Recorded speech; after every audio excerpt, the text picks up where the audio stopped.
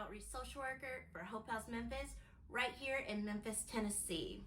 And if you haven't heard about the convention yet, no worries. I'm here to tell you what we're all about. Here in the Prevention Convention, we're working on educating others about HIV-related topics. And our mission is to hopefully one day reduce HIV-related stigmas and reduce new HIV diagnoses within our community. And we welcome you whether you're local to Memphis or not. This is for everybody who's just willing to learn more about HIV.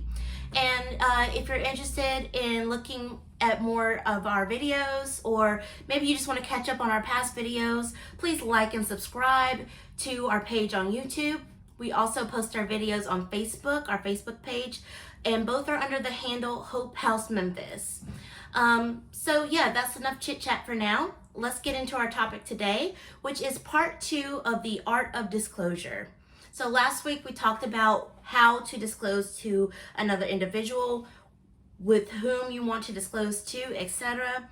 And now today we're going to focus in on what happens if someone living with HIV chooses not to share their HIV status, particularly to a person who they are intimate sexually with. And disclosure, or disclaimer actually I should say, this information is not for people who are intentionally trying to spread HIV to others. We know that there are criminal laws, particularly for those individuals who are intentionally spreading HIV. This is not for that particular group. This is for people who are being charged with HIV-related crimes simply for having the diagnosis. So just keep that in mind as we go through our topics for today. But let's jump into it. Let's go. You may have seen in prior conventions, there's so much stigma connected to HIV, whether it be through conversation, with the diagnoses, with society in general, and also within the self. Stigmas can lead to discriminatory practices that can be both demeaning and dangerous for somebody living with the virus. And this damage is inflicted in a variety of directions, and it can be from people closest to us, including ourselves, our friends, and our intimate partners, or in broader senses within the community, such as with our medical providers and our neighbors. And it ends up leaving those living with the virus full of shame, full of fear, isolation, and a plethora of mental health issues, especially if they're highly affected by these discriminalization practices. Gosh. And for many of us living with the virus, the lack of trust from those closest to them has left them to manage their diagnoses in silence. So we are all social creatures. We need that connection with other human beings. So when we're faced with choosing to disclose to somebody who may reject us, who may judge us or abandon us, versus just maintaining a social connection, sometimes those people living with HIV would rather hide their diagnoses and maintain those relationships with other individuals. What are the consequences for not disclosing your HIV status? While it is important for you to determine when, where, and to whom you decide to share your HIV status with another person, when it comes to disclosing to an intimate partner, you may have to disclose your HIV status regardless of the outcome. And why is this so? Why is this different from any other disclosure efforts? Well, it's because not disclosing your HIV status can sometimes lead to legal consequences, such as a fine, or in more severe cases, jail time. And that's right. Every state has different rules and regulations regarding HIV disclosure. However, because we're in Tennessee, let's look at the laws, particularly related to Tennessee regarding HIV criminalization. Well, according to Tennessee state law, it is against the law for a person living with HIV and AIDS who knows their HIV status to engage in sexual contact with another individual without first disclosing their HIV status. I know that's a really long statement, but that is what's in our laws here in Tennessee. Actual transmission of HIV is not even necessary for prosecution. Non-disclosure to a sexual partner is a felony, and it can be punishable punishable for up to 15 years in jail, and also a $10,000 fine minimum. So there may also be increased charges and fines depending on the particular individual who is living with HIV and AIDS. So if you are a person who is living with HIV and AIDS and you are exposing another individual with needles, so you're exposing yourself through sharing of needles, through drug contact or whatever, then you may be charged with within the HIV criminalization laws as well. You may also be charged for knowingly donating semen, blood, and other bodily fluids while knowingly diagnosed with HIV and AIDS. And also those who are working within the sex work community. Those individuals are actually getting harsher crimes because it doesn't even matter if you're linking up with somebody sexually or not, or if you're even doing oral sex, which we all know is, although it is a risk factor, it's a very small chance that somebody can expose another person to HIV through oral sex. But despite that all, people who are a part of the sex work community who are also living with HIV, they can be charged with aggravated assault and placed on the sex offender registry for a minimum of 10 years. Now let's look at the other side of things. What if disclosure did occur between you and your partner? Well, a person living with HIV can argue that disclosure did happen, but you're going to have to back up your proof. You're going to have the receipts, okay? So proving disclosure can be challenging because there's rarely documentation or evidence showing that disclosure did happen. I mean, think about it. When we are in a relationship or an intimate partner situation, sexual relationship, how often do we just sit down and write down what happened on what date and, who said what? Like, that's not something we think about. And it's not necessarily fair either. However, if you're living with HIV, you need to do whatever is necessary to make sure you are protecting yourself. So get some sort of documentation.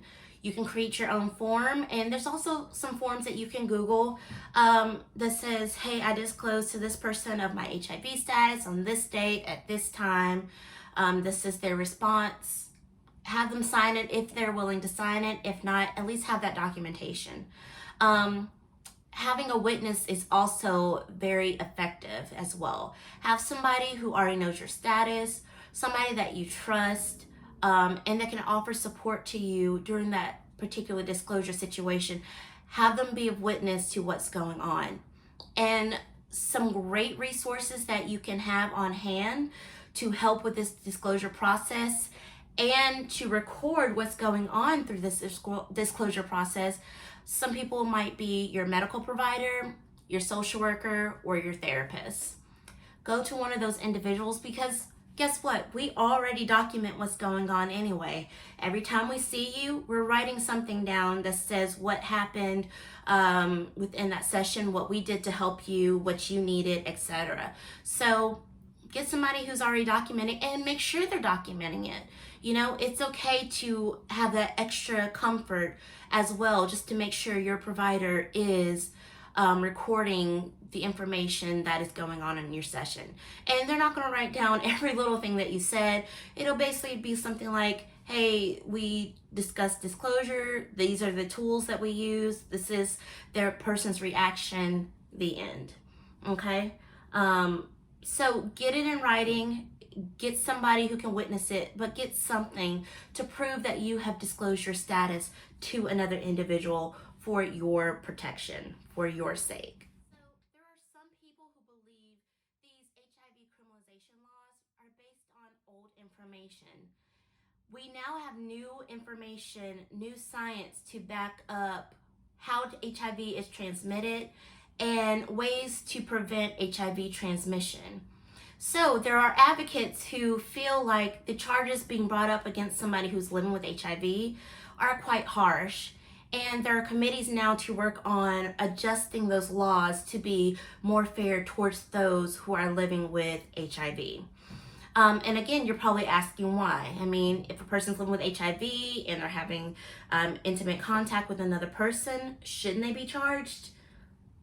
Well, there are many reasons as to why people are challenging the HIV criminalization laws, and there's two reasons I want to discuss with you today.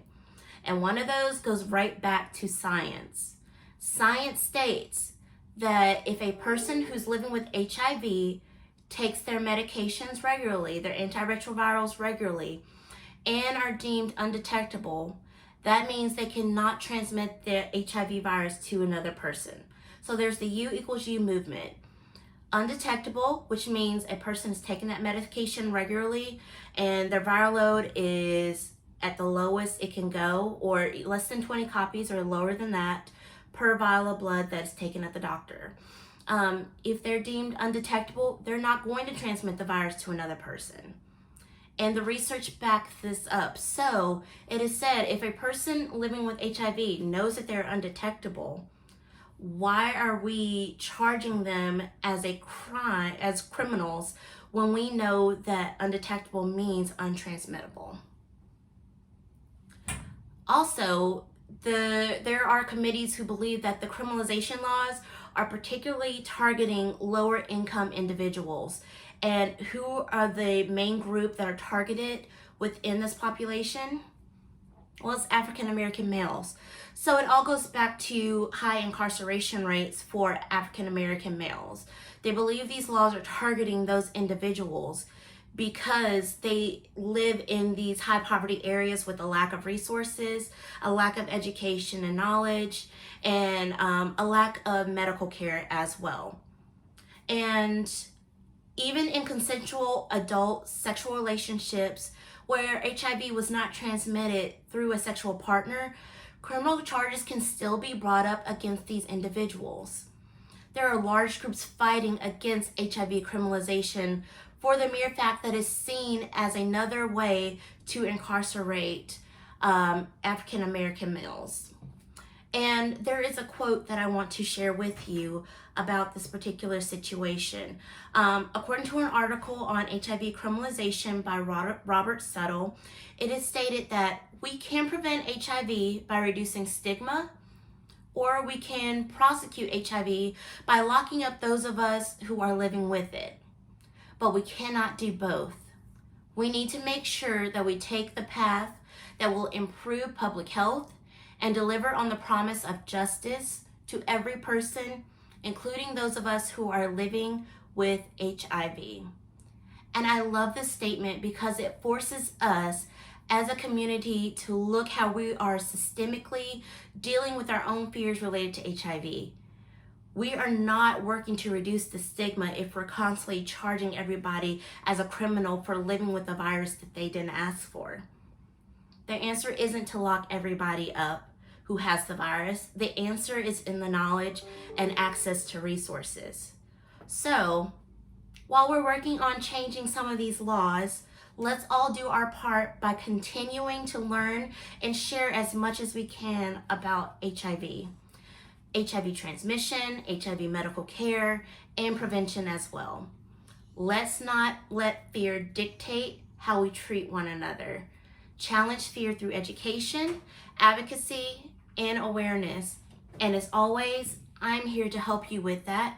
I'm here to connect you with whatever resources you need to help you gain access to testing, to provide you with testing if you need it. Remember, Hope House does testing. Or, just to connect you wherever you need to be connected to, so you get what you need to, again, help break down those stigmas and reduce new infections within our community. But that's it for me today. I know that was quite a bit and was a little bit heavy, but this is real stuff. And we're not going to learn unless we educate one another and share the wealth, share the knowledge. Where there's knowledge, there is power. But if you have any questions or concerns, or if you have suggestions about new topics that you want to discuss, please send them to me. You can link them below on the comment section on YouTube, or you can email me or text me at the information I'm listing below. All right, that's it. I hope you all have a good weekend, a good week coming up, and just hope you all take care. See you later. Bye.